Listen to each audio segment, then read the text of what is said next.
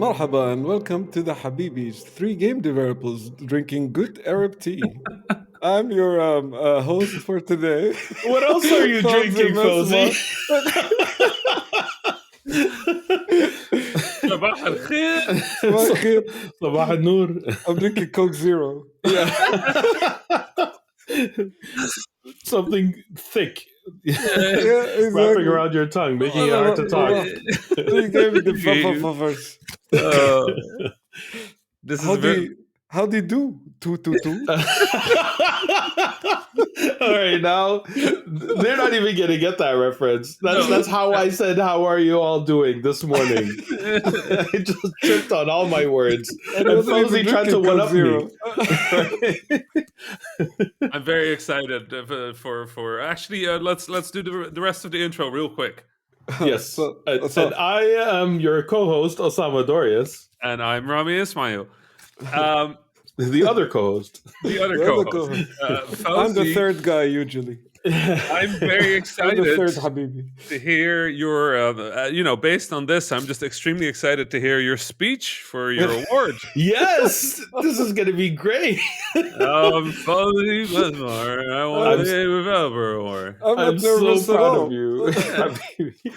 Yeah, no, seriously though, so proud of you. Thank you, Habibi, so much. It completely caught me by surprise. And not me. No. I was like, yeah, no, that makes sense. Yeah, of course it makes sense.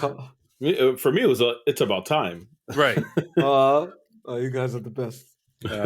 For context, for those of you who don't know what we're talking about, Fawzi is receiving the Game Developer's Choice Ambassador Award, which is our industry's highest honor. Kind of, yeah. It's kind of like one of the Oscars of the games industry, which is incredible. There's usually three: Lifetime Achievement, Pioneer, Ambassador.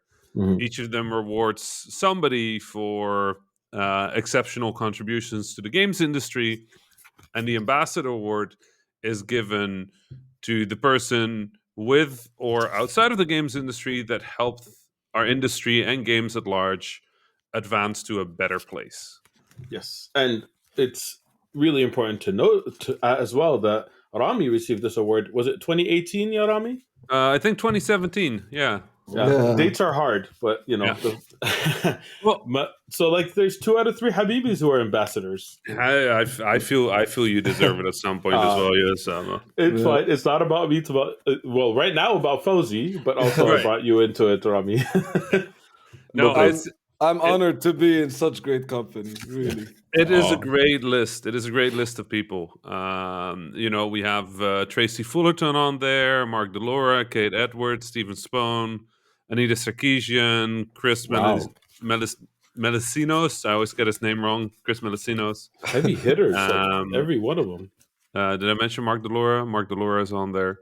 Do you see why I was shocked? Like I wasn't expecting that at all. The caliber of the people on that list. Still not shocked. You're that caliber. You're that impressive. Yeah, you fit in that list. You fit in that list. It's because it's about people who make the games industry move forward.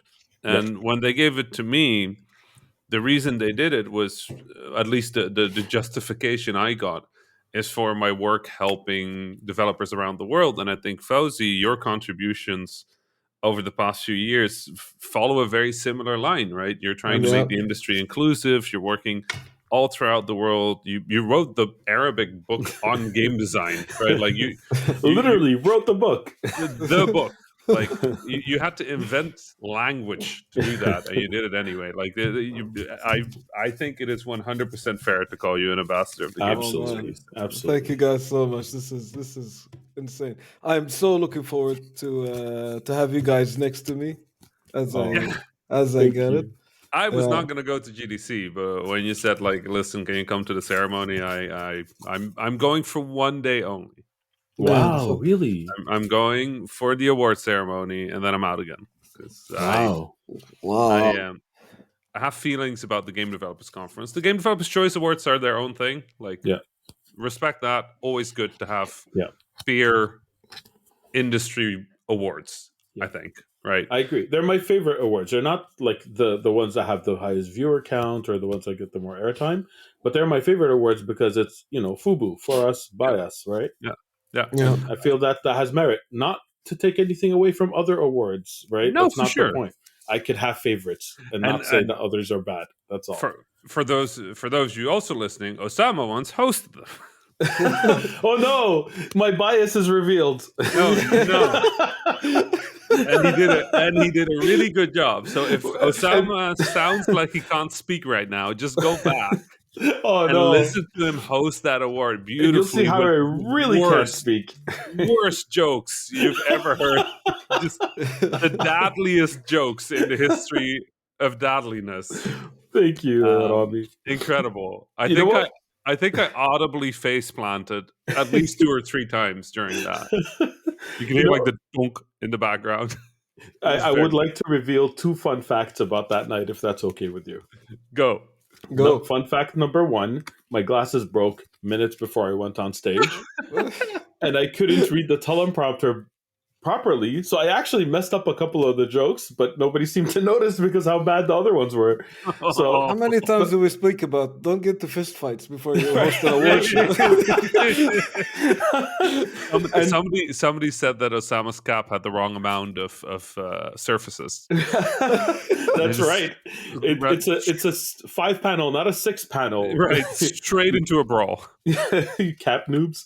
The second fun fact is that there were 2 people reading that teleprompter that night. Everyone's eyes were on me, except my eyes were on the teleprompter, even though they couldn't read it properly. And Rami could not take his eyes off the teleprompter for some reason.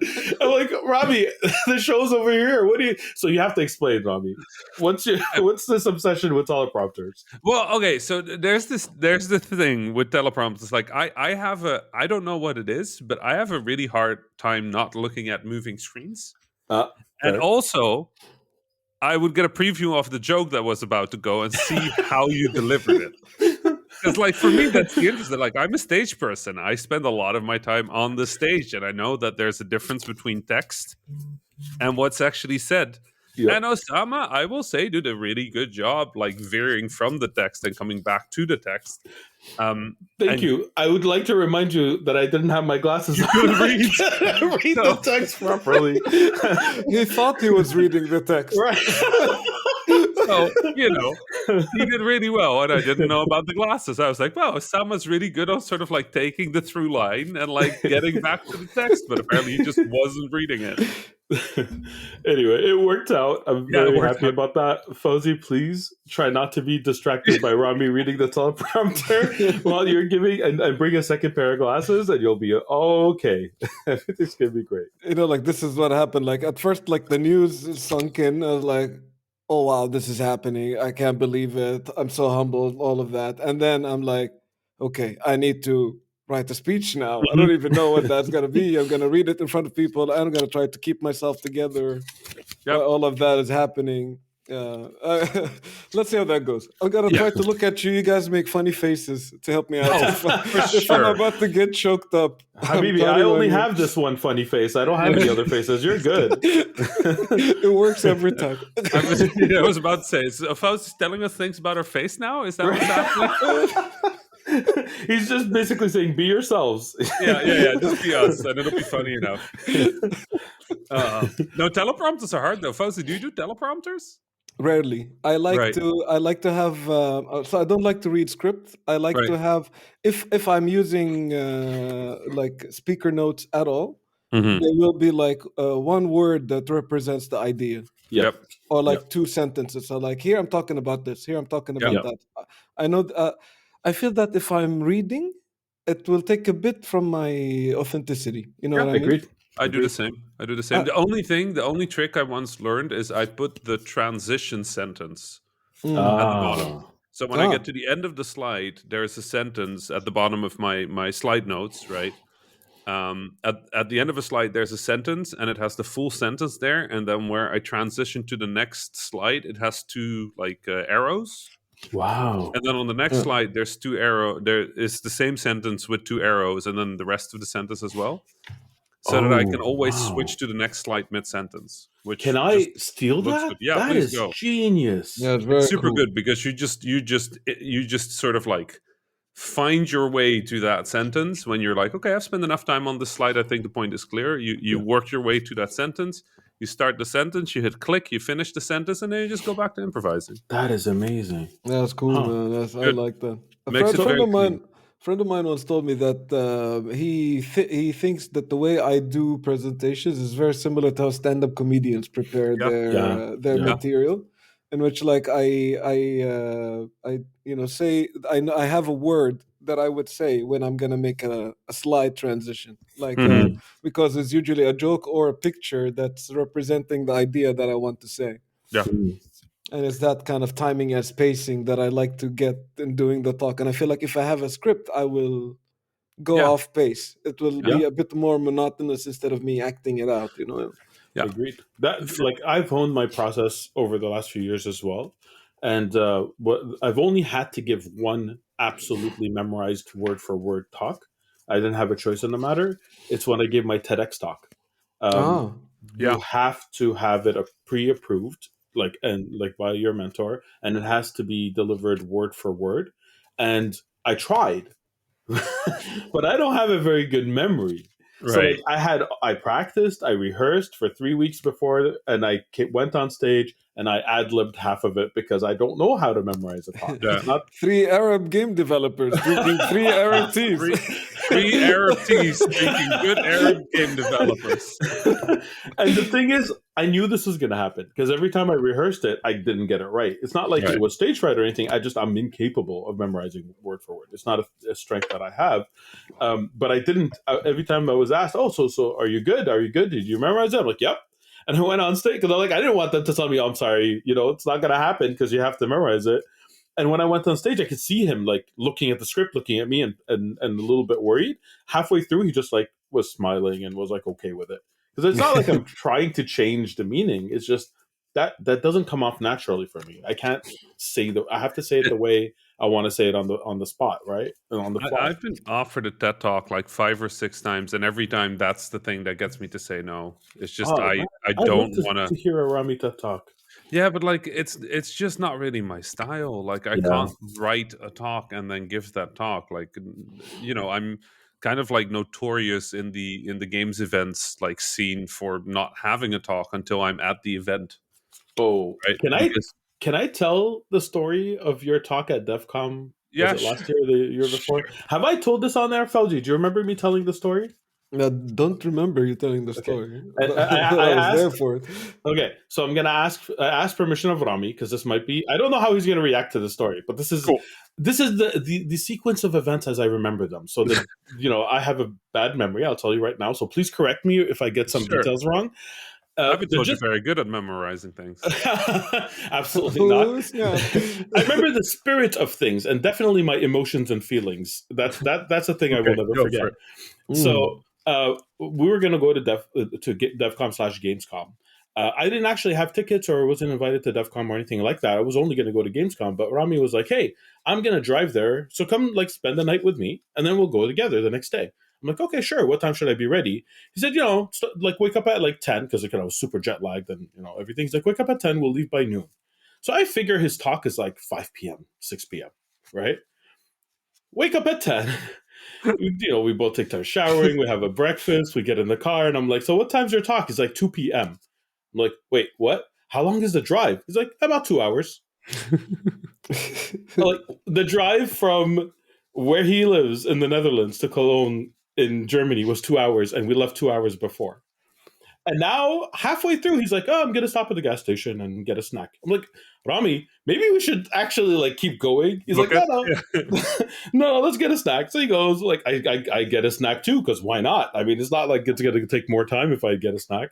I get a snack, and it's not my talk. This is his talk, right? So we get a snack, then we drive into the city, and then he finds the parking lot, and he casually starts walking to the counter, and then he meets someone that he knows, and they start chatting. And I'm like, Rami, Your talk is in like 20 minutes. Like, there's no speed limit on the highway. So that 2-hour drive actually took him maybe an hour and a half plus the 10 minutes we were at. So he bought himself 20 minutes of leeway, right? But so I've got 20 minutes to spend. 20 minutes to spend. The thing is, the conference is a 10-minute walk from the hotel. And he still has his bags and he hasn't checked in and he didn't put them in his room. And he's casually having a conversation with this random stranger. And I had to go and interject. And I'm like, I'm sorry. Nice to meet you. Can y'all continue this later? Rami has a talk. And he's like, oh yeah, have a talk. That's true. So he goes up to his room, drops off his bag, comes down to see me at the lobby, and we start walking towards the conference. And then he's like, okay, so you're going to come to my talk? I'm like, no, I told you I don't have a pass. He's like, I'll get you a pass. I'm like, there's no time for you to get me a pass. 10 minutes away from a 10-minute walk. It's okay. I'll wait for you give me a pass after your talk. I'm good. He's like, no, I want you to be there. I'm like, what are you going to do? We show up at the conference and there's a long lineup for people who are getting their passes. And so he skips to the front and says, I'm a speaker. And they're like, oh, and my talk is in 5 minutes. At this point, it's in 5 minutes. Because, we're both tall, so we actually walk pretty fast. Did I mention we stopped to take a picture in front of the big church? No, maybe. And so we're like, yes, and for tourism on the way. Right? He skips to the front, and she's like, yeah, no problem. We'll get you there on time. Don't worry about it. He's not worried at all. She gives him the pass. He's like, and I need one for my friend. And she's like, you what? He's like, yeah, he doesn't have a pass, but I need him at my talk. And she's like froze, and is just staring in like without any comprehension of like, what do I do in this situation? And she picks up her phone and calls I don't know who, and that person on the other end, like I hear them over the phone. They're like, just give him a pass and get him on the stage. Like, just give them what he wants and get him on the stage.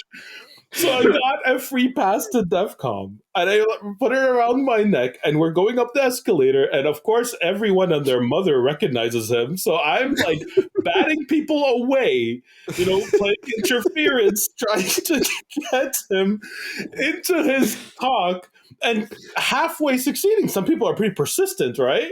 Yeah, they are. Yeah. But I'm halfway succeeding, so now it's 1:59. We are in front of the hall. He walks in without skipping a beat, walks on stage, sits down, looks back at the screen behind him and says, "What talk is this?" Yeah.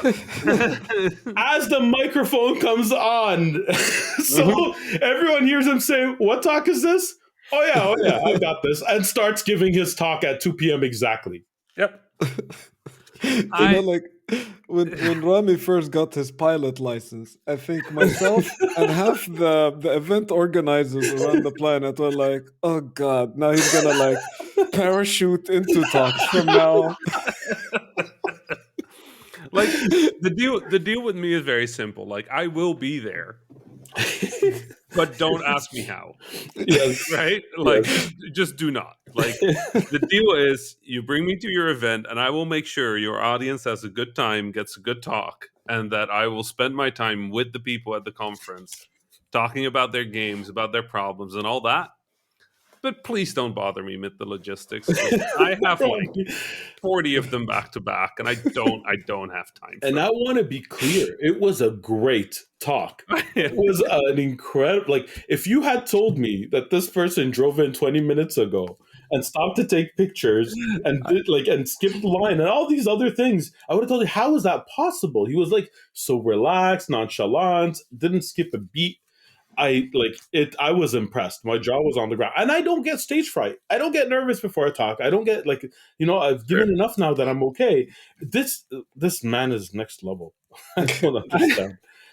I mean, it's the fun of doing it a lot, and one of the Fawzi said something interesting that I agree with. I think my talks very much follow stand-up patterns, right? Mm-hmm. So I have segments that are reused at times. But then I also experiment with them based on the audience, based on how I'm feeling, based on what's happening. And then beyond that, I'm just very genuine. Yeah. Right. I think one of the benefits I have is that I'm an independent neutral in the industry. Like I am independent, but also I'm not beholden to any company or any like purpose or any goal besides I want people to have more information about game development. So that makes for a good time. And I've now given enough talks that I have enough segments that I can move between. So usually my talks come out. Yeah. Good. Every now and then I have one where I'm like, I could have done better if I spent a bit more time. I mean, that's normal. Comedians are the same, like sometimes, like even established ones have been doing this for decades. They were like, they were bomb one night, and that's okay because they want to try out new things and they want to experiment with it. And that's exactly it. That's exactly it. So I have a good time. But event organizers, when they book me, they're like, Rami, you're going to be there, right? I'm like, yep. They're like, then we're not going to ask anything of you. We're not going to message you. We're not going to email you. We have your old description. Can you just do us a favor and send us like the talk description? And if there are any event organizers listening, yes, you could hire me to escort Rami to his talks and play interference. Absolutely. My only cost is a pass. Nice. Let's just formalize that. Let's just do that. I mean, we're giving a talk together soon. Yes. Yeah, that's true. Yes, we are. Which reminds me, I didn't do anything. Didn't book anything. Didn't follow up on anything. I'm terrible with that. Oh, they should sort you out. I think. Yeah, they'll sort you out. They're gonna reach out, I guess, at some point. Inshallah. Otherwise, I might show up. We'll see. Otherwise, it's gonna be some remote Habibi. Not exactly the planning. Not the planning. So, although it would be really funny where we're going, I think it's announced, right? It is announced. It was announced the other day. Yeah. It's the speakers are announced that we're at the next reboot in April. The blue one. Yeah, the blue one. Genuinely one of my favorite events. I've never been. Tell me about it. I want to know all the details. What's so good about it? Everyone keeps talking about how it's their favorite event. I want to know why. It's because it is the best event. It is literally. Well, thank you, Robbie. That's extremely descriptive. No, okay. He's really good at talking. The short version of Reboot, of Reboot Develop, is that it is an event in a place that you normally wouldn't get game developers to. It's in Dubrovnik, Croatia. And when this event was set up, they kind of had to figure out, Damir, who runs it, kind of had to figure out how do you bring good speakers to Croatia to speak. And he had a brilliant plan, which is put it in a 5-star resort on the beach. Oh, my God. And now Croatia, if you don't know Croatia, it's a very long country. It's sort of like it's all beach. It's a coastline. There's a lot of beach, but then like 300 meters from the beach is like mountains. Oh, so it's this, for a large part of the country, it's a thin strip of beach, green, then mountain, and in the middle of it is this beautiful little town of Dubrovnik, which is a historical fortress. Game of Thrones was filmed there. Like just a beautiful location. And then the event, very frankly, like is only half an event, right? So you got Reboot Develop. It's 3 days usually, but then really you have activities for 1.5, and the rest of it you just go like on a pirate ship or something, or like go to like a nice restaurant in town, or like there's lots of activities around the event. So it's a very relaxed sort of it's like there is a formal event going on, but a lot of it is informal and just like a good time hanging out. That sounds amazing. So I knew about the resort part. Oh, that was exciting. I did not know about the 5-star part. That's more stars than I've seen. I like 5 stars. It's great. It's a really nice venue. It has swimming pools, but like the sea is right behind it. So kind of why would you? One of the things I really like about it is that it's I like urban exploring, and there's a lot of areas for that, like walking distance from where that place is, and some really cool places you can go out and hang out and stuff. Can I book you for a tour? Oh yeah, for sure. All right. And also, really great is we accidentally started a football tournament. I heard about that. So there is the Reboot football tournament each year. Who told me about that? Cecil, I think. Yeah, Cecil. Cecil is one of my team members. He's actually single-handedly the reason that tournament started. Wow. There's a little football pitch as part of the restaurant, like a small one, and we were playing Me and Dan Daroca and Cecil and a bunch of others were playing football and just having a good time. We're all Europeans, so that's that's how it goes. And this little kid, Croatian kid, shows up. Yeah, and he wants to play, and we're all like somewhere between 30 and 60 years old, right? And we're like, oh yeah, sure, you can play with us, kid. Come, like, we're be a little careful with the kid. Well, the kid destroyed us, right? Single-handedly against 5 adults, just absolutely wrecked us. And then there was this moment where there was a relatively high ball coming, and the kid wouldn't be able to reach it without going for a header, right? So the kid jumps and goes for a header, and Cecil decides to also go for the header and challenge him in midair. Oh no! And Cecil is a large man, right? He's well built. Goes swimming, goes running, like he's a sturdy man. This kid is like 11. So when a unstoppable force hits a small child, a very movable object. Yeah, it turns out the child retains a lot of the momentum of that collision, which meant the kid went flying, and we all went like, okay, maybe we should not play with kids. Maybe we should just play with other old, slightly out of shape game developers. Good idea. And thus the football tournament at Reboot was born. I love it. For those who don't know, Charles Cecil is one of the veterans of our industry. He wrote some of the first adventure games ever, including like Broken Sword, as just an example. So yeah, that's truly a gem of a man. Yeah, he has a lot of stories, and he's a really good storyteller. Yeah, he really is. He really is. But yeah, no, there has been in the industry forever, and like just always such a wonderful human. Absolutely. But yeah, not good for going for a challenge in a header with a 11-year-old. That's Are you good at football, Osama? I used to be really good. I was the captain of my soccer team. Football outside of North America. When I was in elementary school, we actually traveled to different cities. I still have pictures of myself like when I was really good at that. And then I had 2 growth spurts, and I switched to basketball. Oh, okay. Yeah. What was your position, Osama? I didn't know this. What did you play? Yeah. Wait, were you talking about for the football or the basketball? Both. No, the football. I'm a basketball guy, so I'm curious about the second. So I'll do both. So I was a defense actually, and I know it's unlikely and uncommon for a defenseman to be a captain, but I have the jersey to prove it. So. No, I was a sweeper. I was also team captain. Like, so I was the line between defense and midfield. Yeah, and for basketball. I started off because like I got 2 growth spurts. So I started off as a small forward before my second growth spurt, and then I became a power forward that actually played small forward.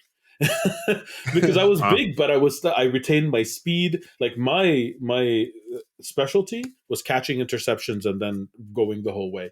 There was a time where it was faster than most people when I ran. This is not the time now. No, same for me. That time has passed.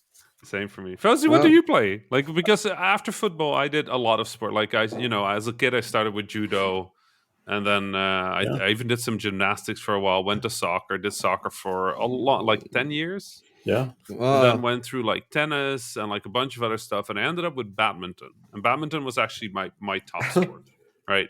Because I love badminton. I played badminton in college. Serious badminton is harsh. It's not serious. It's one of those sports where it's like, when you think of badminton, a lot of people think about like sort of like you poke and then you wait for like 3 seconds until it comes down. But real badminton is you're either smashing or you're countering. If you ever watch like a professional match with that stuff, it's really intense. And I just liked it. I felt tennis was slow, so I never really fell in love with tennis. But then badminton I played for years. On national level, actually. A lot of people don't know that, but I played on national level. It was fun. I think it's my most successful sport. After that, it was chess, which I don't think really counts. I remember the chess part. Yeah, badminton was a sport, like physical sport, not a mental sport. That's fun. great. But what did you play, Fawzi? I'm sorry. I just you know the photo that we have from Köln. The one with you guys carrying. So so explain basketball to me. There's a position called point guard. It does not require height. Exactly. You know, Steph Curry? I'm nothing like him.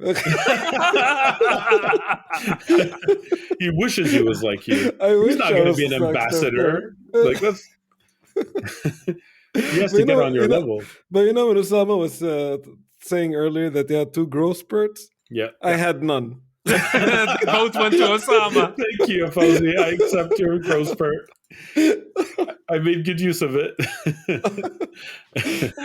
So like at 14, I was reasonably hyped for basketball. Then everybody else continued growing, and I stopped. Do you all want me to blow your minds right now? So, you know, I have a son. He's my eldest. I have 3 kids. My son is my eldest. He just celebrated his 16th birthday 2 weeks ago. Yeah. He's 2 times as tall as Fawzi. But it's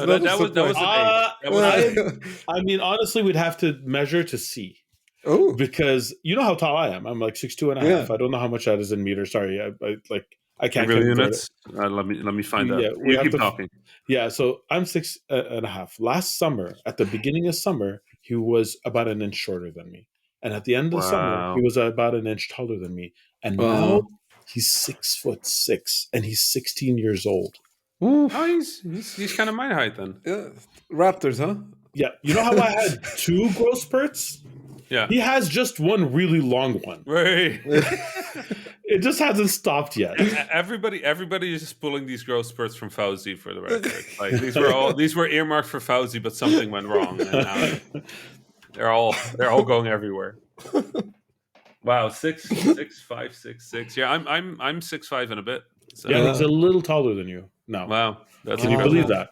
Yeah. So are you practicing basketball together? He's not into it. Like, he plays a little bit of basketball here or there, but But Osama, that could be a retirement plan. Right. Also, I know this is a mean thing to do for our listeners, but I just shared a picture of my soccer team from elementary school with y'all on the channel. If you want to see. Oh yeah, no, we can put it in the description or something. Yeah, we can add it. But that's me. Oh wow! Can you tell which one I am? Can you find me? I'll give you a hint. I'm very goofy looking. Well, I mean, a lot of these kids are very goofy looking. So. Oh no! Okay, wait. Because I feel okay. Here's the thing. Yeah. Here's the thing.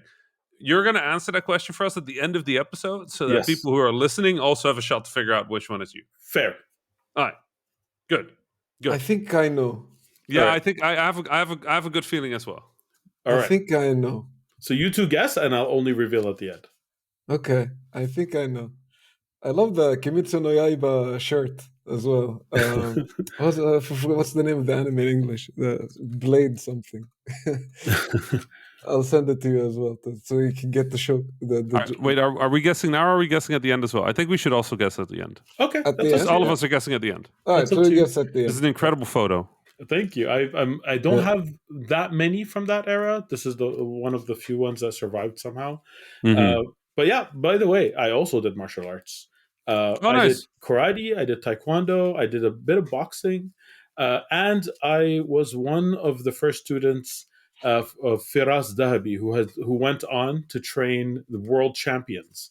So if you look up Firas Dahabi, all that, and you still got whooped and your glasses broken right before the awards. You have no idea how bad I was even then at fighting. I'm a lover, not a fighter.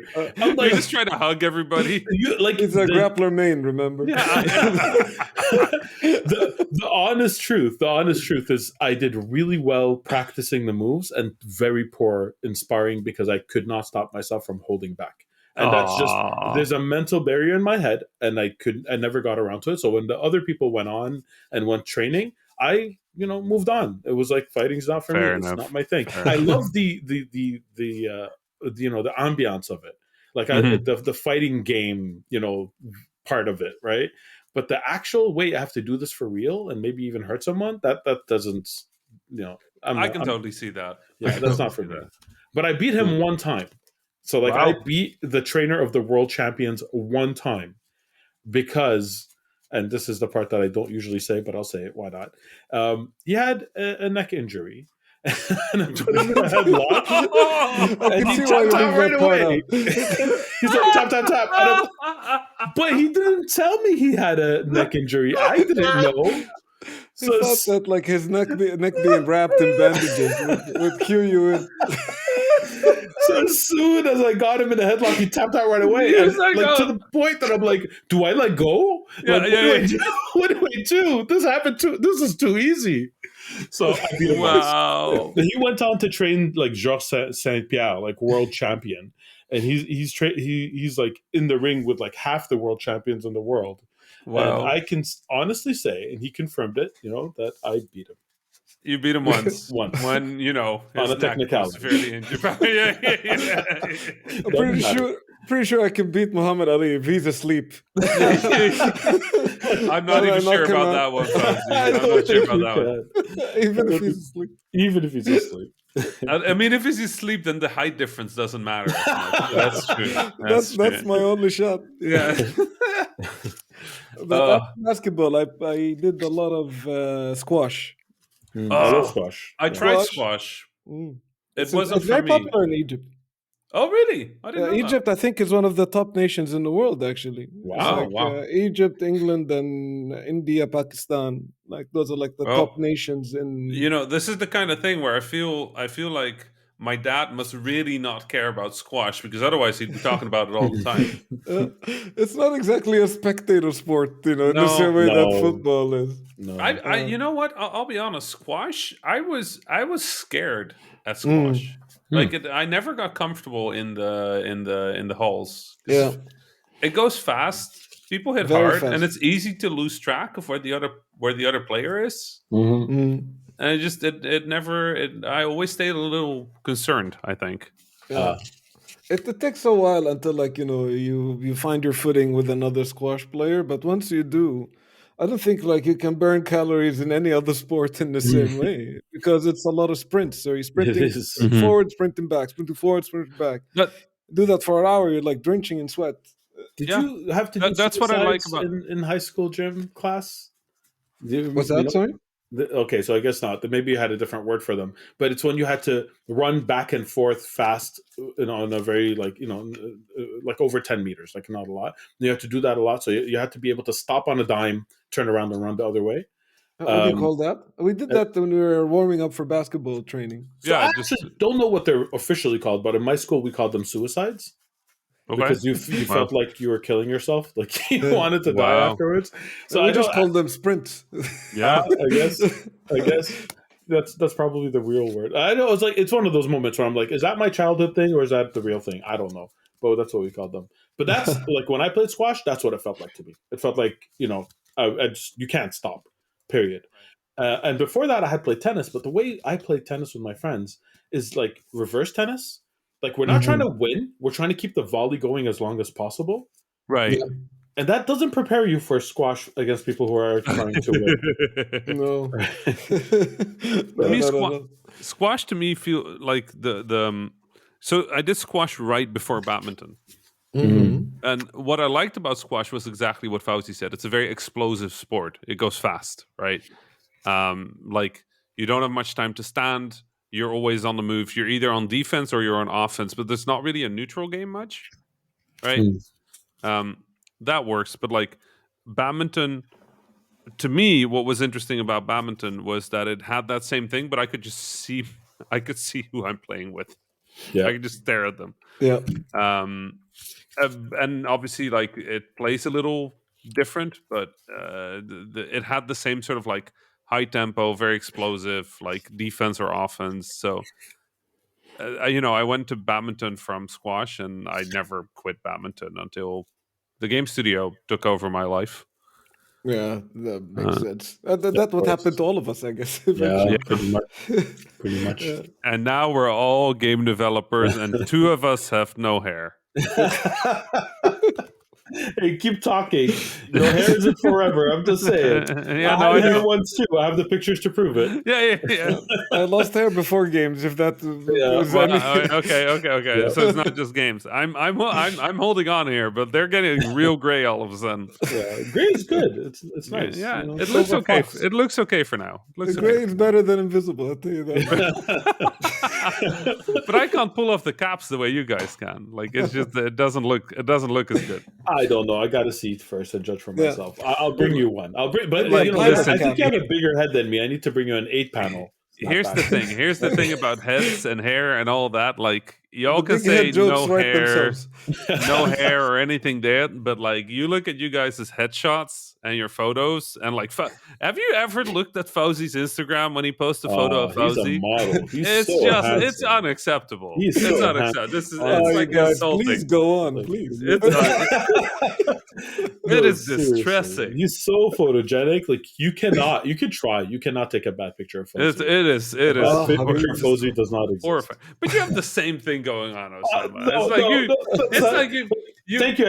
I appreciate the compliment, but I'm not at Fawzi's level. Fawzi, no. Okay, no. Listen, we agree. You're not on Fawzi's level. But nobody is. Yani, like it's khalas. Like we're done. But like, I've not seen a bad photo of you either.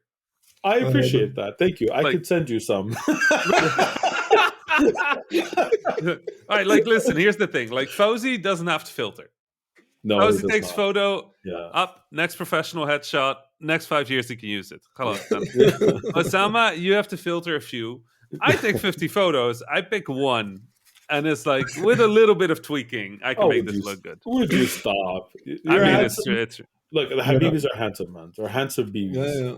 I think for Rami, the difficulty is fitting all of him into the frame. maybe that's it. But like, I think Osama's big advantage. Osama's big advantage is just he has such a smiley face. It's just nice whenever he's like, whenever there's anything, you just have like this huggy face. You're just like, oh, huggy face. I don't know how I feel about that. Please don't hug my face. Hug other parts. Sure, but like you're kind of short for me, Osama. So we have to like, That's true. It's a thing. It is a thing. I can't believe that though. By the way, there's like 3 people in the industry that are taller than me, and you're one of them. Every time I see Greg Rice, I'm just intimidated. Because that man is like a head taller than me, and I'm like, that's not. I don't see people's chin. Chins to me are an abstract. Yep, they're not like a real thing. People don't have chins. Yeah, if I could bring it back to DEFCON for a bit, that was the only time in my career that I had a game design conversation with 3 other people who were all taller than me. And they were all Dutch in Germany, by the way. All 3 were 3 game designers from the Netherlands in Germany talking down at me about game design. That is the only time in my life that has ever happened. Yeah. I mean, in the Netherlands, I am slightly tall. Yeah. Right? I'm not tall. I'm like... I'm average. I'm above the average, but that's it. So I looked it up. I'm actually average height in the Netherlands. I felt short because I'm not used to being average height. I'm not used to seeing that many people taller than me. It means half the country is taller than you. Yeah. I did not expect that. Yeah. Fawzi is just grinning in the background. He's like, oh no. Oh no. Fawzi, you still look good in pictures. It's all good. You get your thing, we get ours. Like if anybody looks down to see you, they would go like, "Oh wow, that's a good looking man there." It took a while. There's a good looking man down there.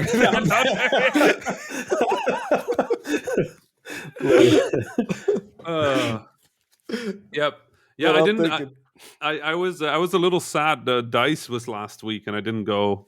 Seeing a lot of like nice stories out of that, so I'm kind of excited. I'm going to GDC for the one day. Happy you're coming. I hope you no judgment. You stick to your values, but I'm hoping you'll extend it a bit just so we get it more. And if not, for a few days if you can. Yeah, we'll see you in April. We'll see each other in Reboot, which I'm very excited about. Yeah. It's such a good event, Osama. Selfishly, the more time I spend with you, the better. It would be nice. But you can always drop by Amsterdam on your way to Croatia.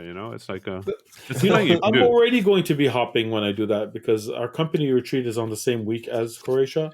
So I'm already going to be like going back and forth like a yo-yo. So I don't know if I want to add another yo-yo. I mean, the nice thing is you going to Croatia, unless you're already in Europe, you're probably going through Amsterdam. Oh yeah.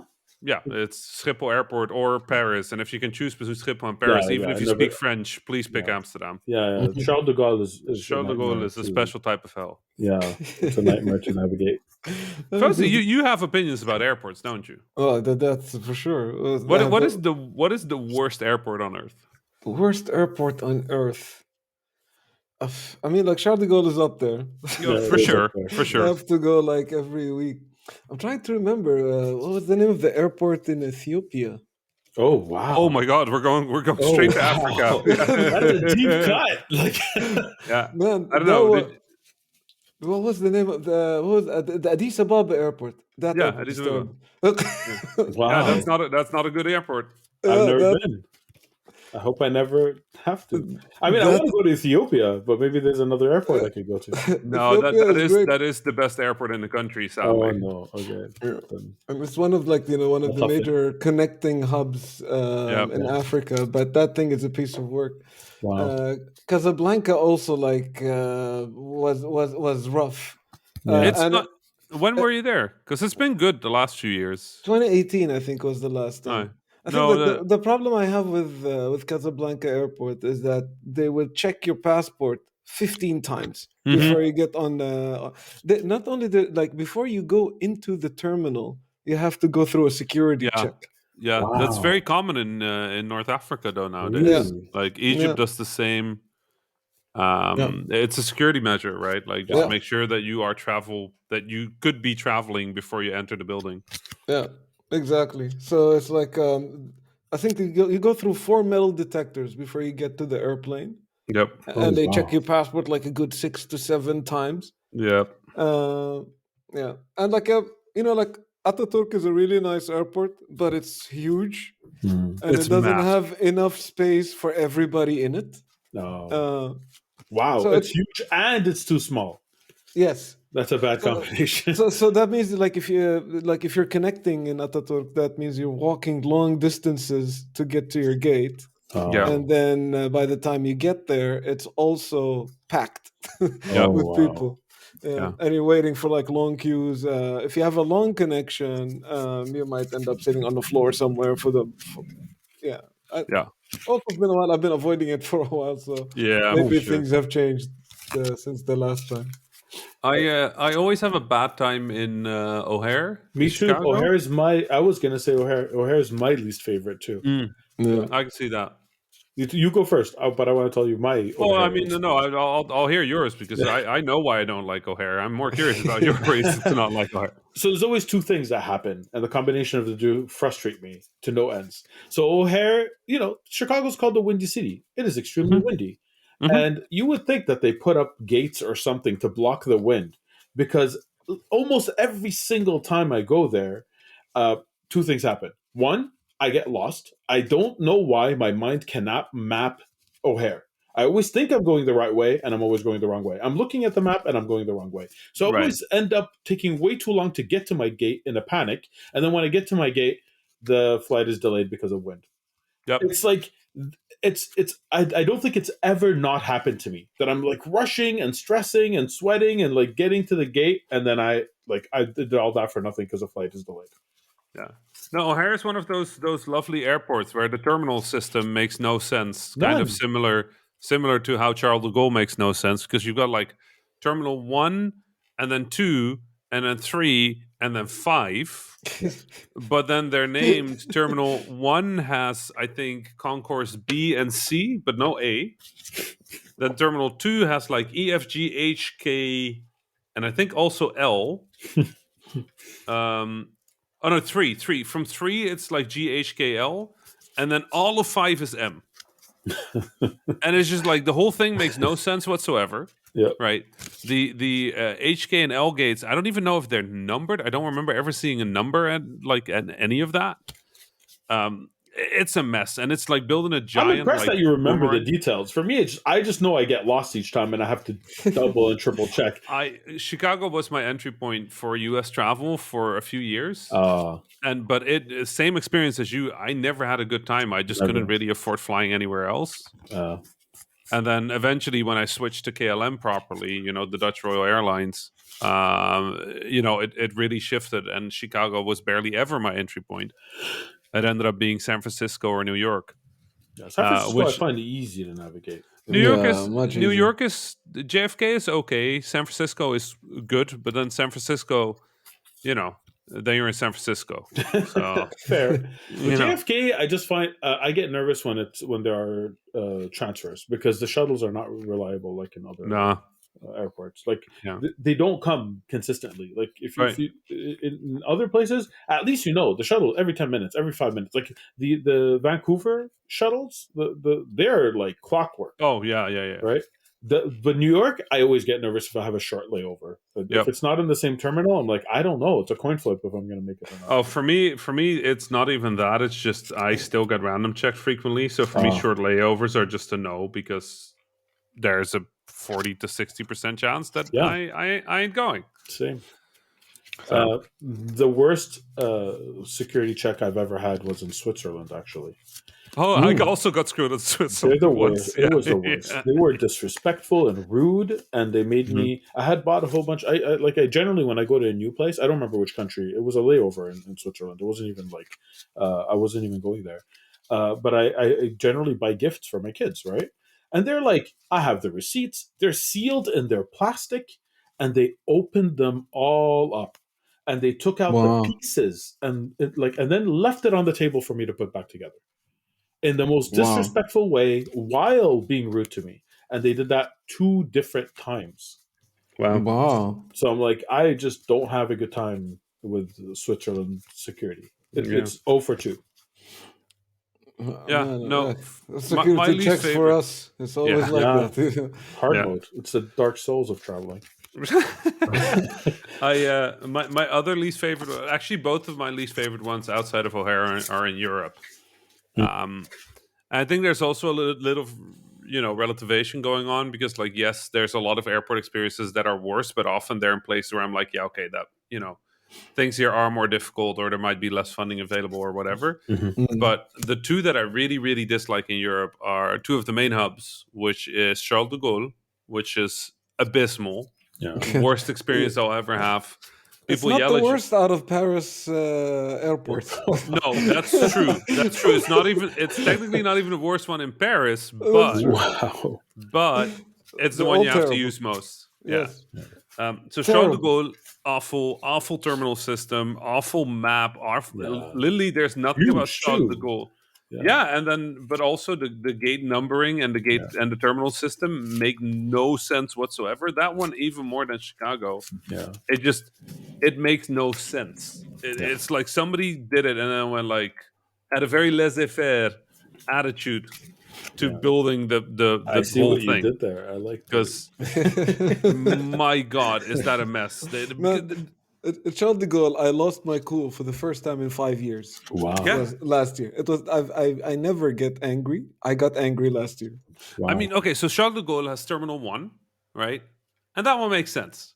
They've got Terminal 2, which is split, if I remember correctly, and I might get this wrong. It is 2A, 2B, 2C, 2D, 2E, 2F. Okay? Okay. And then add those, you have the different ports, which include ports K, L, M, which are all there, but they're in separate buildings despite all being called 2. Oh my God. And then you've got Terminal 2G, which is an entirely separate building again. And then you've got Terminal 3, which is actually right next to Terminal 1. So this is such a pattern for so many airports. I know it's because they started off small and then they grow, and every time they grow, they don't want to change the numbers because it's confusing. At some point, they got to be like, okay, we need to normalize this. It'll be confusing for a bit, but this is confusing forever. What are you gaining from keeping it this confusing? The idea, I think, for Charles de Gaulle was that the terminal buildings were split into 2. So you've got on the one side, you've got B, D, and F, and on the other side, you've got A, C, and E. But then E was meant to be a large expansion, same as F. And then they needed to expand E more because I think, most airports, if I remember correctly, one side, at least in Europe, one side is the national or the European zone and one side is the international zone. Mm-hmm. They needed to extend the international, so they instead of continuing 2E in the building, they built separate buildings that now are also 2E. But if you're at 2F, you're actually as far away from 2E as you could possibly be. Wow. Even though it's right next to each other. I'm in Charles de Gaulle at least once a month, and I got confused hearing that. Yeah. No, it is the messiest airport. And then the other one is similarly is Frankfurt. Frankfurt Airport is also hell. Just I've never had a good time there. And it's one of the Lufthansa main hubs, right? Yeah. So if you ever fly Lufthansa or anything on the Lufthansa Alliance, you're gonna go through Frankfurt to get there. Yeah. And that one, it's built logically, right? It's like A, B, and C, and they kind of go in a straight line. It's a straight line airport. But it's big, and their security checkpoints are in the worst places ever. So sometimes, if you want to fly from Europe to Europe, you end up having to go through the international zone. Oh, that's which means a lot of extra security. Yeah, Pearson and Toronto, they were doing renovations at one point, and you had to, on a layover, leave the airport and come in from a different door to catch your connection for like a year. That's still how it is in LA. Oh, yes, that's true. But LA, at least it's not winter there. At least it's warm. That's fair. It's warm. Like, I saw people who were definitely not dressed to go outside, who were probably going from 2 hot places and just stopping by in Toronto. Honestly, first time I was in Montreal, I had no idea that it was so cold. Yeah, I actually always wonder about that. Where is there a place in the airport where you could buy jackets and boots? Because I've never. I don't know. When I'm in Montreal, I'm in go home mode. I'm like walking straight outside. I know the airport like the back of my head. How do people do that? Like they have to buy all that stuff before they travel and then pack it. Or I mean, I just layered 6 shirts. I had looked up photos of Montreal, and it was all sunny. I was like, "Wow, this is a beautiful place. It's tropical. Let's go." They probably have a place where you could rent boots and a jacket. They have to. That's just like easy. I don't know. I don't think airports generally have that. That's what I would do if I was in Montreal, you could make a killing doing that. Right. Yeah. You landed. You thought it was tropical? Yeah. Anyway, buy some boots. No, but like people will never even when they come with things, they're not. They think they're equipped. They think that's a winter jacket. That is not a winter jacket. Not from Montreal standards. Not from Montreal standards. Like even people who come from cold places in Europe, like if they come during our coldest weeks, who was it? Henrik one time. He's in Sweden. Sweden is not. It's not. Sorry, you Fawzi. It's not warm, right? It's cold. No, it's not at all. But he came one time at Migs during like a cold, like it was November, but it was our January weather. Like it was an especially cold day where it was like with the wind chill like -30 and like -17 without. But the thing is, I know it gets cold in Sweden too. Our humidity makes it biting and painful. It's not the same level of cold. So his jacket would have protected him from a drier cold, not from our wet cold. It just was not able to. And he's like, I don't feel like I am well equipped, and I really thought I would be. So anyway, why am I talking about this? Come to Montreal. We have warm weather too. Great weather. Just Great don't weather. come in winter. largest temperature difference I've ever seen in one place on Earth. Like genuinely. I think I told you. 40 Celsius, like hot, like over 100 Fahrenheit. Yes. So like the same thing, but negative, like -40, -40. It's ridiculous. There was a day, I think 5 years ago, where they did that on the same day, where depending on when you left your house, what time people left their house by what they were wearing. It was -15 Celsius in the morning and +15 at night. Yeah, that makes no sense. Makes no sense. It was record breaking even for Montreal. I was playing the new Prince of Persia game. I was about to ask if you were playing anything on those planes. I was playing the new Prince of Persia game, and there's this building in it where the left side of the building is in daylight and the right time is in nighttime, and that's what Montreal feels like. Yep. Like it just switches like that. It's like, it's so lovely, I'm dying. But people don't know that it gets super hot here too. They always just think it's cold all the time. I thought it was warm. Yeah. I made mistakes. I came in a t-shirt and it was -35. Oh my god. Like almost -40 degrees Fahrenheit. Yeah, it's cold. Rami, how do you like the Last Crown? Oh my god. Lost Crown, sorry.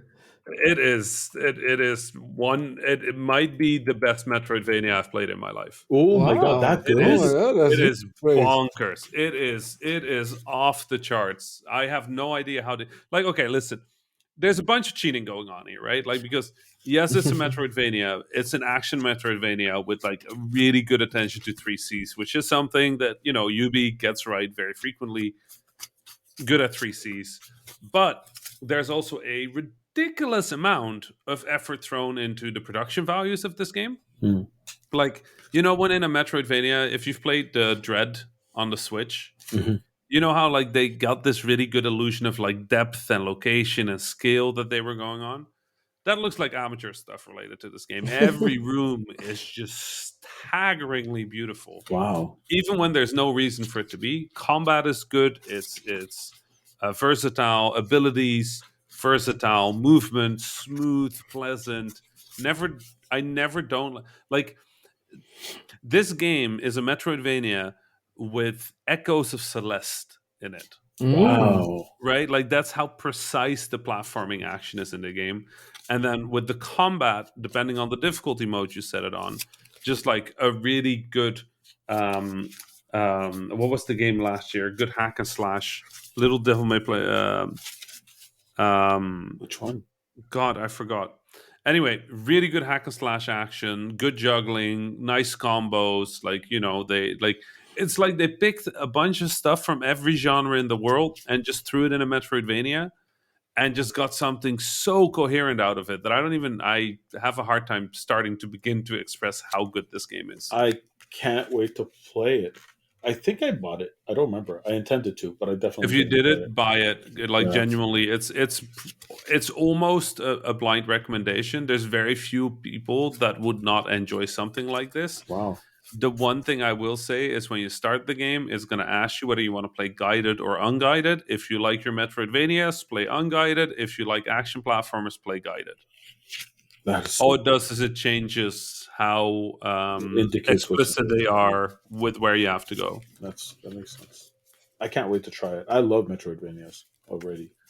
And you like fighting games? I love fighting games. I love platformers. Like I love Prince of Persia. Like there's nothing about this game that gives me any expectation other than I'm gonna love it. Especially with How did you everything like the memory shards, Rami? Yeah, also very very good. Like honestly, everything about the game honestly feels like it was really thoughtfully done. Yeah. And the memory shards are a really good way of dealing with the sort of like core issue of Metroidvanias, I think. Mhm. What's a memory shard? Can you explain the mechanic? It's a mechanic that you use to basically mark a place on the map with a screenshot of the area. And that basically means that when you want to go back to a place, you don't have to like guess why there is a marker there. You can literally just see like, oh hey, this is where I want to go, and because it's an image, you can immediately go like, oh, I now got that ability. Mhm. And the other thing that I think is really helpful about it is it's a limited thing, so Yeah. it also you get more of them as you go effectively. Um, This and is then one of the also, things I like about it. It's so elegant. It almost like makes you clean up the yeah, map, regularly. Wow, yep, it's really really clever. Um, that sounds so good. Genuinely, Fawzi, everything about this game, like I have been grinning at just like little map sequences where I'm like, this is so incredibly elegant. Um, what a masterclass in game design! What a masterclass in art direction. Audio is phenomenal. Like what a sonic like the sonic landscape of the game, the background music, dialogue, including in the original language. Yeah. Um, Farsi. I think it's the first game to yeah, be fully fully Wow, Farsi dub. localized. Yeah. Yeah, they got the Persia part right. Yeah. genuinely, Yeah. Yes, they Wow. I mean, obviously, I'm not necessarily an expert on Persian history and mythology, but like obviously I know plenty. Mhm. Um, and like the references are good. There's so much in there. There's so many small references. There was clearly a lot of care on getting it right. Yeah, there's a bunch of stuff where you're like, but like it's a fantastical version of Persia. It refers to the heroes. It refers to the mythology, to the stories, and it does it in a very video gamey way. You know, like there's a point somewhere in the midpoint of the game where there's like, oh, there's this monster hidden in there's this monster hidden in the basement. Nobody should ever open it, and obviously your quest is open the basement. Um, but it gives you just enough information that if you're curious, you could go and Google the actual story. Um, so it's just incredibly well done. Wow, That's awesome. I can't wait to play it. Great boss fights, a I few need more annoying enemies. time. There's so many good games. Yeah, I mean, I'm catching up on last year because I'll be honest, this year so far has been Yeah. wonky. Have But you checked out Helldivers too? I yeah, played Helldivers. Oh, you have. Yeah, I'm enjoying it. So I played Helldivers the first one. Actually, I've been a fan of Arrowhead Studios since Magica. I think Magica is Yeah. underrated as a game. It has so Shout many... out to Arrowhead Studios, their locals, Stockholm yep. peeps. Oh, I didn't even realize they were in Stockholm. Oh, Yeah, no, I did they know are. this. I did know that it was... Yeah. Casey used to work then. He was in Stockholm. Of course, I just So didn't connect the dots. we have Habibis even working on that Yeah. game. Yeah. Oh, wow. Several Habibis. Yeah. Yeah, that's true. I forgot about all of that. Sorry, forgive me. I didn't sleep much last night. That said, I was a fan of like Magica. I thought Magica was great. I used to play it with my kids. That like if you think playing Magica alone is hard, just try to play it with kids who are not trying to win but are trying to experiment with all the stuff. It was a lot of fun. We made no progress at all. We just keep replaying the game almost from the beginning over and over, but had a blast. Loved it. So when Helldivers came out, I thought it was good, but I not as good as Magica, the first one. It didn't dislike it. It's like I understand why it progressed to this, but the run model wasn't what I was expecting. I was hoping for something closer. So I think sometimes you're your own worst enemy because the game is just not what you're expecting, and Yeah. you're not allowing yourself to enjoy it for what it is. So I didn't have that problem with Helldivers 2. Like with Helldivers 2, I dove right in and just said, "Hey, I'm going to enjoy it for whatever it is." The hell with my expectations, right? You're really bringing that Osama spirit back, mate. I have missed this. This is just a full GDC award hosting ceremony at this point. I was inspired. What can I say? But like not to spoil anything about it, because I don't know, is it even a spoilable game? It's not really a spoiler. No, Not really, it's just chaos. It's just chaos, and it's like it knows that it's chaos. It's ridiculous, and it knows it's ridiculous. It's allowing itself and allowing you to be ridiculous. I can't count how many times that someone called a resupply on top of my head and killed me. It's like little things like that. It's clunky in the right way. It's just fun. It made me think of Earth Defense Force in a really good way, and that that doesn't happen. Yeah. Like nobody makes Earth Defense Force in the West. Yeah, that's true. You're they shooting did. bugs. You're shooting bugs. It doesn't take itself seriously. It's tongue in cheek.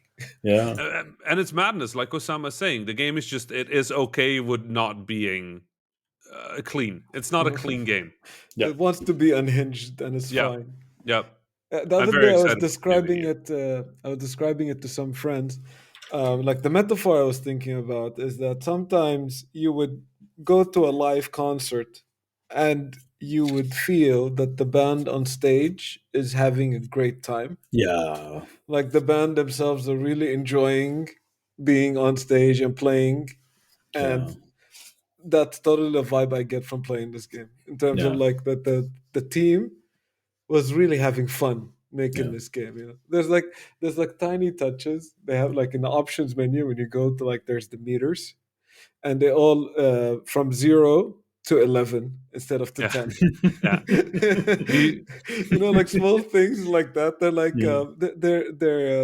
they're poking fun at things that you know would notice, and there's like million tiny things like that all over the game, and that's just So good. bombastic and It fun. made me grin because back in Nuclear Throne, we had Vlaambir, the studio I used to I co-founded back in the days. We did a game called Nuclear Throne. We were kind of famous for our screen shake. Like that was Yes. kind of like the Yep. Vlaambir thing. Yep. So, but also screen shake is an accessibility concern in that Yeah. some people just can't play with screen shake. So we had a screen shake slider from 0 to 100%. And it had like little arrows on the left and right. But if you kept clicking past 100, you could actually just go beyond it. So you could set it to fairly high, and then every time you would shoot, the game would shake for like Forever. you would just wouldn't see anything. Put that on a machine gun, and you would just see nothing. It was great. But Helldivers gave me a bit of that vibe. I really so this is a known thing about me, I think. But like, I'm a huge Earth Defense Force fan. And those games don't come out often enough. There's not a lot of Earth Defense Force games out there, and I was really happy to play something that had that vibe. It's still not EDF, but I had a great time with Helldivers. You guys watch Starship Troopers, the movie? Yeah. Because it's like that's the player fantasy. It's like, how can we make a Helldivers game that is Starship Troopers? Yep.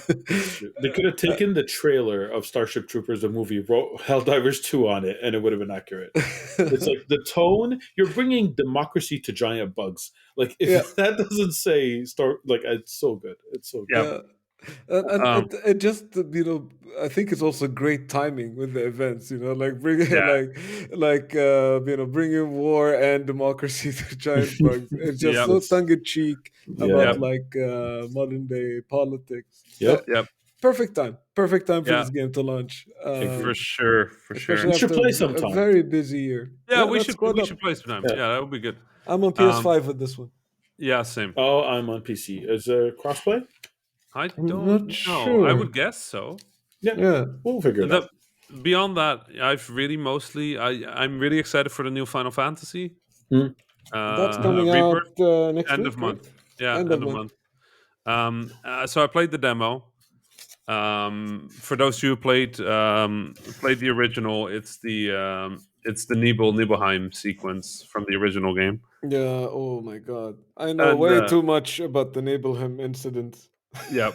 So it is one of the most iconic scenes from Final Fantasy VII, I would argue, maybe from the series at large. Yeah.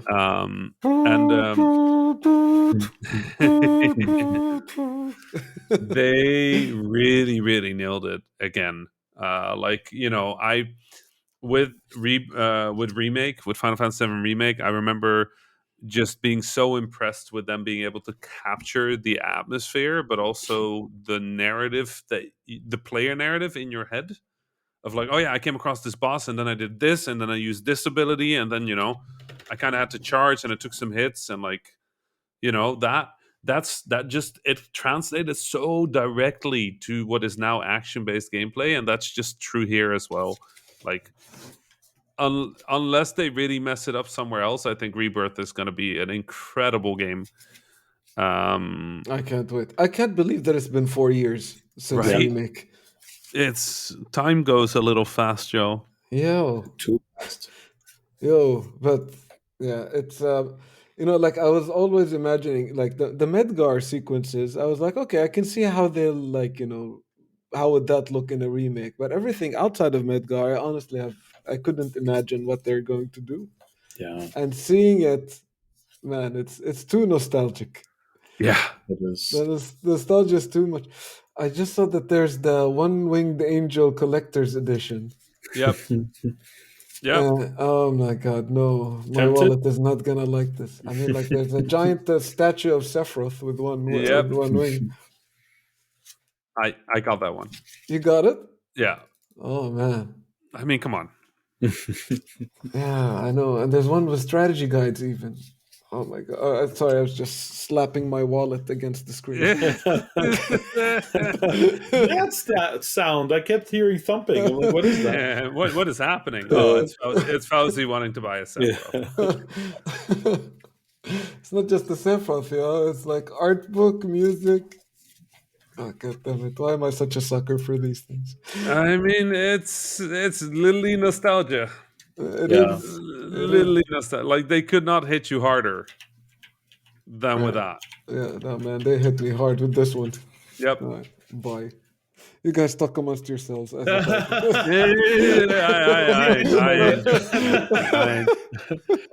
Here is a moment of silence for Fawzi's wallet.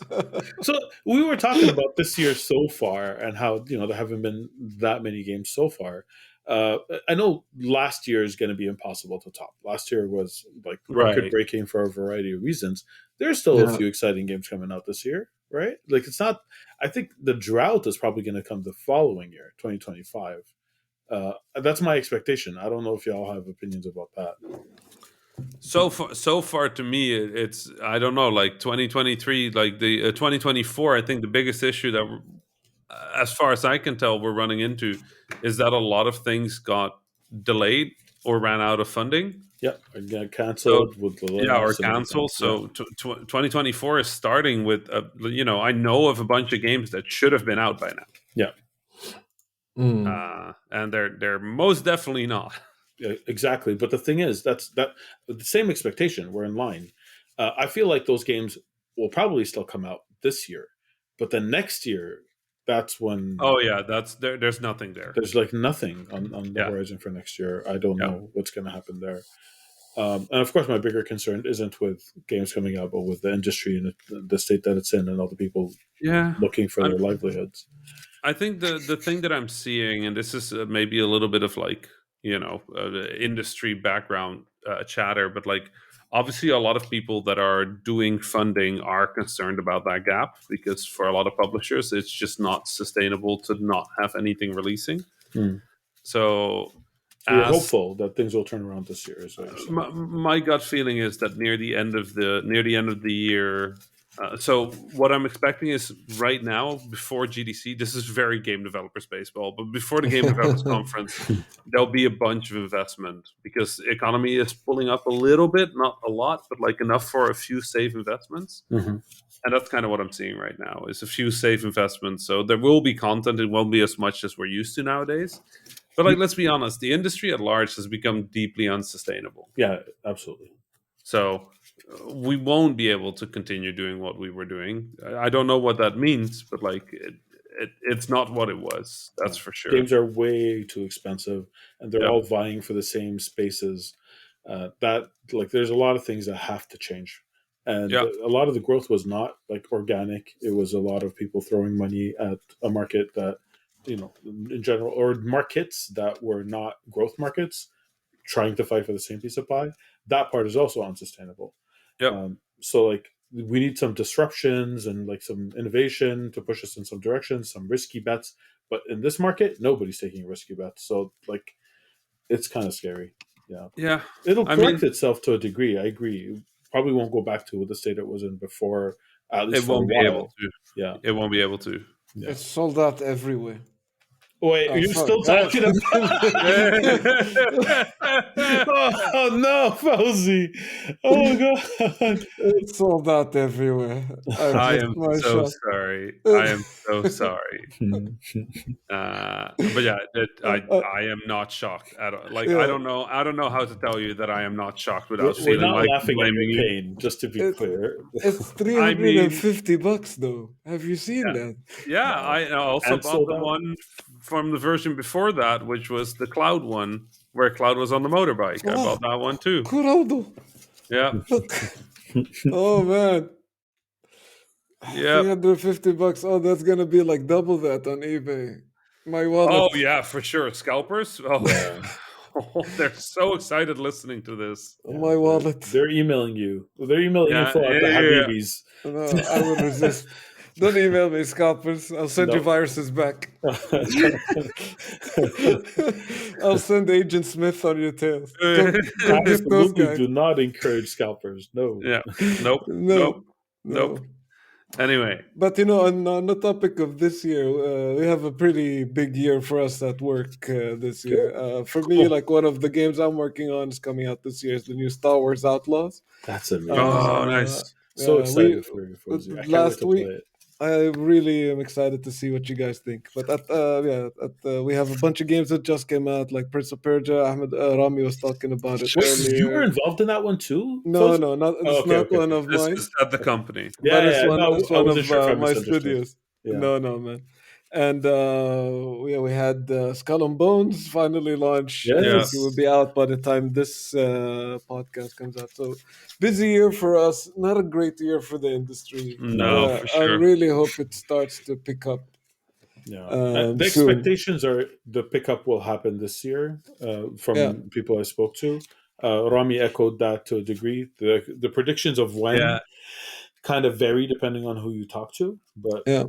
I don't think it'll pull up this year. Like just to be very clear, I think what is going to happen is we're going to see more investment this year. Yeah. But that doesn't necessarily mean the industry is going to go back to the equilibrium it had before. Oh, Like, no. But pull up, I didn't mean that. I meant like stop the bleeding. Inshallah. Inshallah. Yeah. So the question is, something's got to give, right? So like we can't keep on doing this. But what should we do different? I can think of 100 things. Yeah. Is it doing all of them at the same time will make that difference? No, one of them at a time, right? Yeah. Like we got to test whether it works. But exactly. like this isn't working. No. Yeah. It's not. It's clearly showing that we can't keep on the pace on what it is right now. Yep. I feel I mean, this is not the solution. This is a thing out of many that will work, but we really need more companies to invest in finite single player games that don't expect to have a long runway, reduce budgets for them, so lower the expectations, because the reason they're not viable isn't because no one buys them, it's because the budgets for AAA and expectations have skyrocketed, that it has to be a sure win. And that's why everyone's going the live ops model, because that's following the Hollywood model, which is we don't fund small movies that are taking small risks. We'll fund 5 major blockbusters and put hundreds of millions because we just want 1 or 2 to succeed, and then we make money. And that's good for the studios and terrible for the people working on these things. And it's not sustainable. It's really just a misalignment in the goals, right? Like for a long time, the economic incentive of making games was make good games. Yeah. And right now, the economic incentive for games is make a game that people will keep playing forever. And the difference is that if the goal is make good games, you want to make multiple games. Yeah. Right? And if the goal is make a game that people keep playing, all you have to do is keep making bets until you make that game. Yeah. And when you do, you're done. Well said. Right? That's true. And because of that, we get in this weird situation where everybody is taking highly expensive bets, hoping to make the one game. Yeah.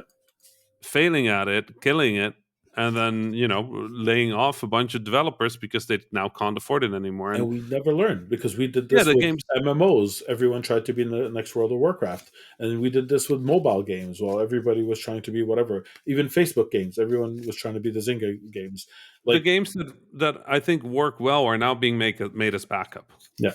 Right, you make a backup single player game just in case the big one doesn't land, and we're seeing it kind of spread around the industry. Yeah, and that's scary. It's also where investment goes, because obviously, why invest in a thing that will return 10x when you can make something that will return 100x over the next few years, right? Or technically, it will return 0 to 100x. Well, if there's one thing I've learned about investors is that they look more at opportunity than risk in general. I agree. Like the 2 to 10x is not as appealing as a 0 to 100. Just if you put that in an Excel sheet, one makes more sense than the other. But the reality is, Speaking of less depressing things, you know what I was really, really, really pleasantly surprised by? What? I watched half of the One Piece live action. Oh, it's really good on Netflix. And I did not expect that to be good. I really, really enjoyed it. And it is so good. So good. Like, I was shocked. I could not, and this is the hate mail is going to come in. I could not sit through the animated version. And the reason I couldn't sit through it is wait, stop. There's no hate mail. Fawzi, you okay? Oh no! I needed Sending to me hate mail, inhale Fawzi? some breath.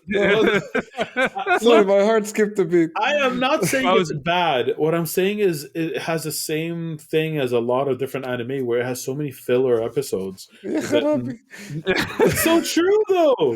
If Fawzi or anybody else wants to send some Oh hate mail, no! please send it to Fawzi, info@habibis.com. my email is info@thehabibis.com. Oh, I know. I'm writing an email right now. It's not the sound of my wallet anymore. It's the sound of me angrily typing. Oh no! Anyways, to finish my point, to give more fuel to Fawzi, the live action I felt was the pacing. Like it had a lot of the charm that I saw, and in some ways different charm that was really good. It's extremely well acted. The production values is surprisingly high, and no filler. Every episode was meaningful, moved the plot, and developed a character, and all those other things that the cartoon did over a longer period of time. I'm just going to be humming approval of what you're saying in sort of an ambiguous way, so that you take the flak. Coward! No. Serious talk. That I don't like fillers in anime. I don't think anyone does. And like for One Piece, there are and for most anime, there's watching guides that allow you to skip all the filler episodes to get to the juice. But the anime is fantastic. But yes, I think it can be a lot more filler. The live action is surprisingly good. I never like these things, to be honest. Like live action. I like the Cowboy Bebop one too. I didn't watch that. That one was not like that at all. Yeah, it was very polarizing. The thing is, it wasn't Cowboy Bebop. That was the problem. Cowboy Bebop had this cool layer in most of the episodes, and a little bit of wacky here and there thrown in whenever Ed's on screen. And the live action was just it just normalized that, where it was all kind of trying to be cool while being wacky. And I know it didn't vibe with other people, and initially I resisted it. But then, after a couple of episodes, I learned to enjoy it for what it was. But it was not Cowboy Bebop. Right. But can we agree that One Piece shouldn't work as live action? The whole thing about that is so preposterous. Yeah. There's a reason Miss Marvel changed her superpower in the Marvel universe too, right? It's related. Because it doesn't look good. The character is so over the Luffy is so over the top. Such a the actor they got for him is amazing. Perfect. The casting is fantastic. Perfect. The first time I saw him, I was like, no, that's not going to work. You can't do those expressions. And then I'm watching it, I'm like, oh no, totally know. He has anime face. The Zoro casting is wonderful. On point, everything Nami on point, everything on point. The shots, some of the shots are just straight up recreations. Shouldn't work. They work.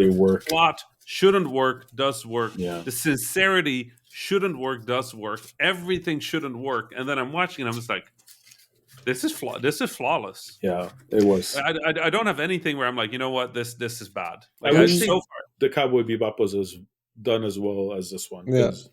I'm a huge Cowboy Bebop fan. Huge. I watched the anime more times than I can count. And the TV show. Well, I liked it, but it wasn't Cowboy Bebop. The only gripe I have on the live action One Piece is that I did not like the casting of Shanks that much. Everybody else I loved, but Shanks didn't land as much for me. I mean, he had the same face. He had a very similar face, Right, but okay, maybe I can feel that. Feel that. Like the character, did not give that same aura of goofy and all powerful at the same time. Yeah, They really only have one moment where he feels powerful at least where I am so far. In the live action, so I can see that. The live action threw me back to the mangas. I can imagine that. And now I'm reading so much of the mangas, and I'm in this. I'm like, oh, there's only 1,000 mangas remaining. So you got this. You're almost there. I got this. Yeah, I'm almost there. No fillers. All meat. Yeah. You can skip so much of it, but yes. It's a lot of manga. There's a lot of One Piece. That's the good thing. If you like One Piece, there's a lot of it. You can keep watching. Yeah, you can keep reading. Of One Piece, right? Many pieces of One Piece. So many games as well. Yeah. I haven't really played any of those. Like I was also, for some reason, a lot of anime games never land well for me. Like the Demon Slayer game didn't land for me. One Piece games didn't land for me. I think the only one I really besides when I was a kid, the Dragon Ball Z Kakarot game. That actually was fairly good. Like I enjoyed that. The Dragon Ball Z fighting game is amazing. And Dragon Ball Z Fighter, Fighter. But there was even a Super Nintendo one that was really good, by the way. Like it's not the first good Dragon Ball Z fighting game, but the new one. I was 6. I don't know what to tell you. I'm just saying they had like air combat and things like that. They did it differently and really good. But this one is like exceptionally good. Exceptionally good. Yeah. DBZ Fighter, you mean? Fighters, it's so good. But I mean, Kakarot is like, because Fighters is a fighting game. Kakarot was, played the anime story, the manga story, and they actually kind of they got it right. Yeah. Like it felt right. The Naruto games are good too. The Ubisoft ones, I think. Never played them. Should I? I don't know if they aged well. They're like 12 years old at this point. I can't, or maybe I'm exaggerating. Some came out, I think, 2017. I don't think I played those ones. The ones I played were like a long time ago. Shippuden games also came out. They were kind of fun. Yeah. I have like 100 hours of Final Fantasy ahead, so probably going to do that first. They are hit and miss, though. I do agree, but I mean that's normal. That's of course the Captain Tsubasa game that we played together. Oh yeah, that was really good. that was good. I mean, I don't know how you capture Captain Tsubasa in a video game, but yeah, they did it. They did it. Luffy, by the way, it's not just that they have a lot of games about him, but he's a cameo in a bunch of other games too. Like there are a whole bunch of fighting games that are just a whole bunch of anime characters. All of the Jump Superstar games, he's in them. He's in them. Yeah. Yeah, I think there was a One Piece game that came out last year or the year after that I've heard a lot of good things about, like an open world One Piece. The Odyssey game. one. Yes, that's the one. I've been looking at that one. I didn't buy it, but I've been looking at that one. Yeah. Oh, they got you in. You're in, Rami. Well, I mean, One Piece is one of the ones that I've had enough experience with. Like I've watched it. I know One Piece, but it's not been my favorite. Yeah. And when I saw it, I was like, well, you know what? It's not that many episodes. Let's give it a go, see how they did. And I kind of went in expecting to dislike it. Yeah.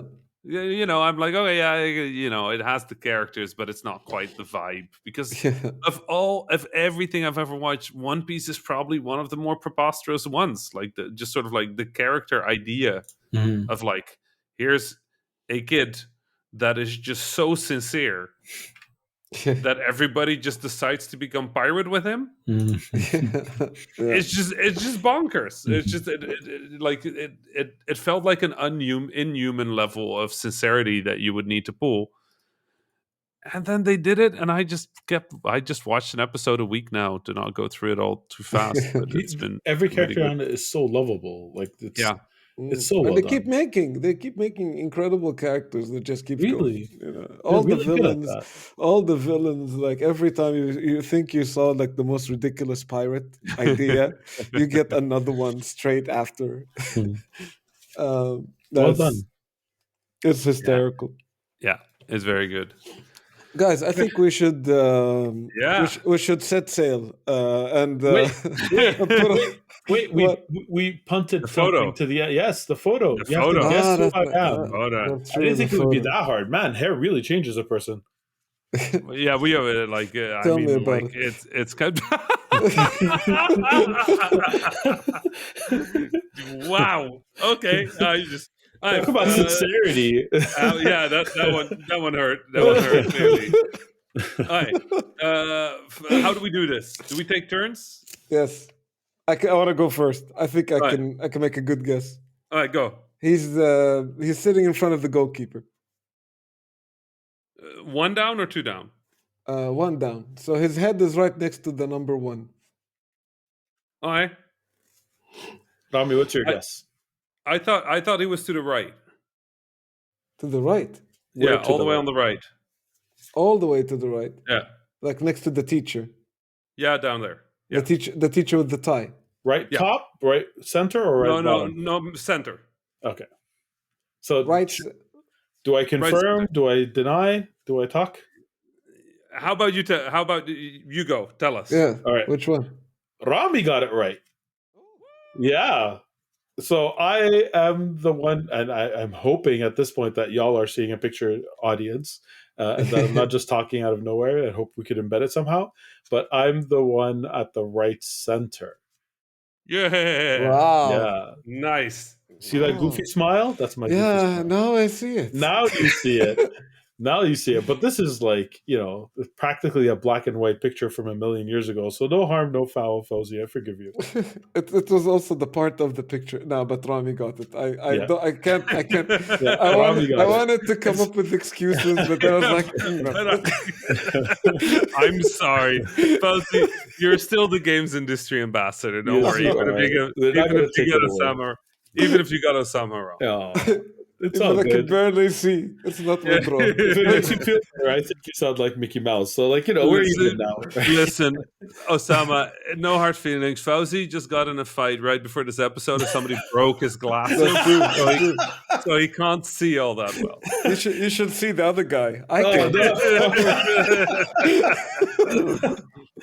I love it. I love it. All right, Habibis, it's time to put a dolly on this one.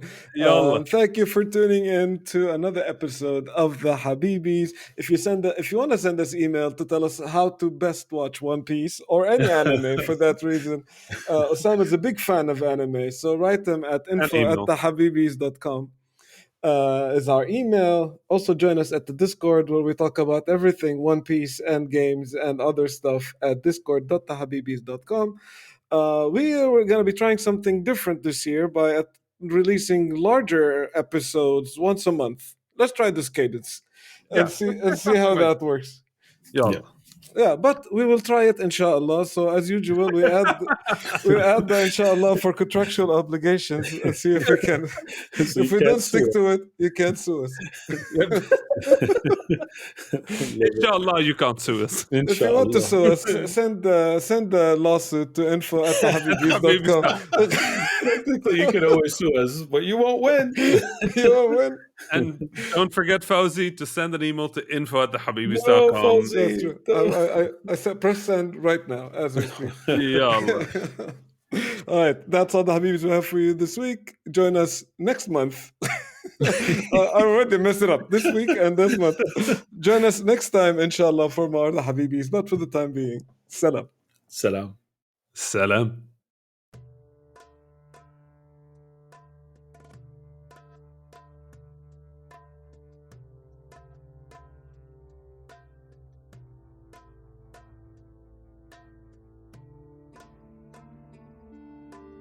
That was the Habibis podcast for this week. I am Fawzi Masmar, your host for this episode. You can find me on Twitter at Fawzi Masmar.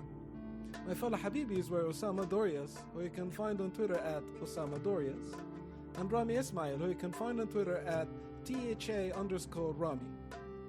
Send us your questions, stories, and suggestions via info@thehabibis.com. Intro and outro music was provided by Malik Zubayla, and the logo was provided by Ibrahim Hamdi.